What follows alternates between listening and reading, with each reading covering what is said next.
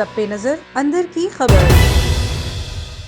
सरगोदा में बेवा खातून शहनाज बीबी की 16 साला बच्ची नाहिद को मुबैना तौर पर अगवा हुए 3 माह बीत गए। 25 दिसंबर से मुबैना तौर पर अगवा होने वाली बच्ची को पुलिस बाजियाब ना करवा सकी। शहनाज बीबी फरियाद लेकर A1 टीवी के ऑफिस पहुंच गई। जानते हैं जवार हुसैन काजमी से मुतासिरा खातून का क्या कहना था। जी बिल्कुल, ये खुशाब का इलाका है खालकाबाद, जहाँ बेवा खातून है शहनाज। इनका कहना यह है कि इनकी जवान साला बेटी है जिसकी उम्र तकरीबन 15-16 साल बताई जाती है। उसके हवाले से इनका कहना यह है कि पुरस्कार तौर पर उसको अगवा कर लिया गया है। इनसे जानते हैं ये अपनी बेटी के अगवा के हवाले से क्या कहेंगी।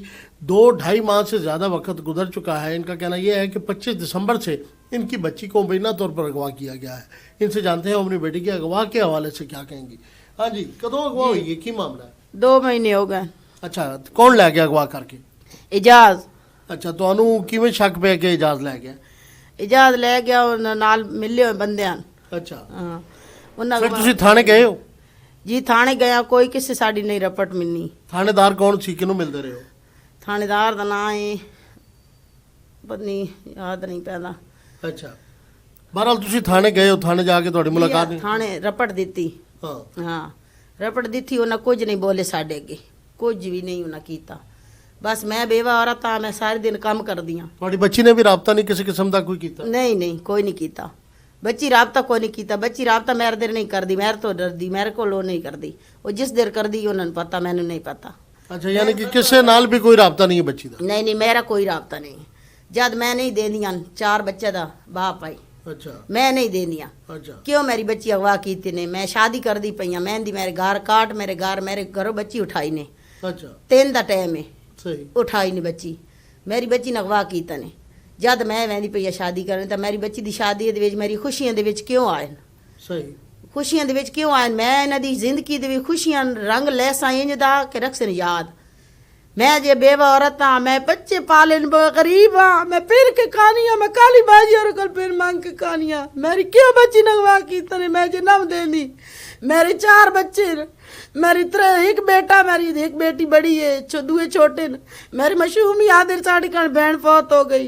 क्यों मेरी बच्ची अगवा की थी ने? मेरे कमरे दे विचों चाही ने, क्यों चाही ने? मैं इत्थे काम करके इत्थे पाले नहीं बच्चे, मैं गैब इत्थे की ने। मेरी बच्ची हवेली चो, मेरी हवेली चो चुकी ने। क्यों चुकी ने मेरी हवेली चो बच्ची? क्यों मेरी बच्ची चुकी ने? मैं इससे मेरी गैरत है, इंशाल्लाह मेरे अंदर गैरत का टुकड़ा, मेरे अंदर हलाल पा गया, मेरे घर अल्लाह, मेरी दीद अंदर हलाल इतो आराम कैफ होया। मैंने ये 10 इंच मेरे तो आराम कैफ होया। मेरी बच्ची इतनी सोहनी, कोई किसी दी दी नहीं सोहनी, मेरी दी सोहनी। अल्लाह के नाम से मेरी कोई मदद करे, कोई मदद करे। ਤੁਸੀਂ ਕੀ ਚਾਹੁੰਦੇ ਹੋ? ਵਜ਼ੀਰ ਆਲਾ ਪੰਜਾਬ ਜਾਂ ਸੁਪਰੀਮ ਕੋਰਟ ਦੇ ਚੀਫ ਜਸਟਿਸ ਨੂੰ ਕੀ ਅਰਜ਼ ਕਰਨਾ ਚਾਹੋਗੇ, ਕੀ ਕਹੋਗੇ? उन्होंने यही आखा मेरी मदद करो, मेरी कोई नहीं, सावरे नहीं है, मेरे पेके नहीं है, मेरा कोई दुनिया तो नहीं है, मैं कली हाँ।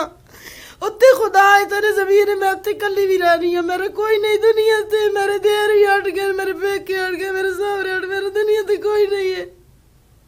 जी बिल्कुल, आपने देखा यहाँ मेरे साथ शहनाज बीबी मौजूद हैं, जिनका कहना यह है कि बासर अफराद हैं, 4 बच्चों का वालिद है, जिसने इनसे रिश्ता मांगा था। इनके रिश्ते के इनकार पे वो अगवा करके मुबैना तौर पर इनकी बच्ची को ले गया है। इनका कहना यह है कि वज़ीर आला पंजाब और चीफ जस्टिस सुप्रीम कोर्ट इस बात का नोटिस लें और मेरी बच्ची को बाजियाब करवाएं। जी